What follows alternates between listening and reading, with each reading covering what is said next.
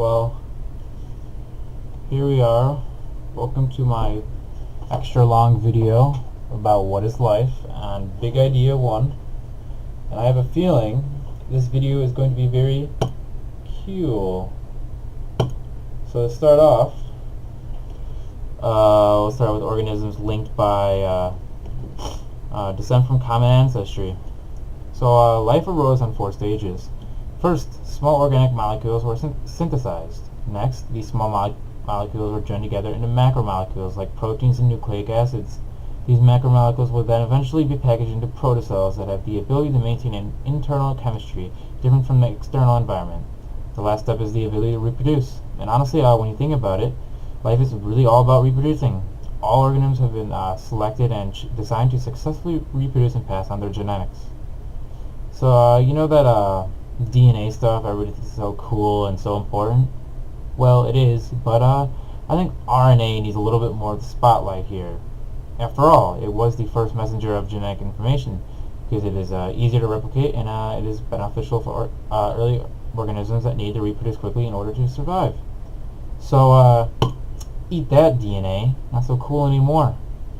Alright, so now that we're done with those low-key roasts, let's move on to prokaryotes and eukaryotes.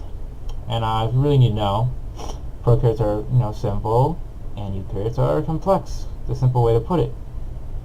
Things like membranes, nuclei, and specialization all factor into that sort of thing.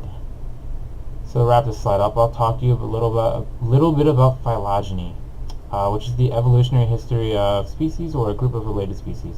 And to organize this phylogeny, so-called stuff, we use phylogenetic trees and cladograms, which are diagrams mainly to organize organisms based on similarities and relatedness. I'm going to give you some awesome example here in SimCity. Let's hope I can explain this. So, sorry about my hair, it's not really good.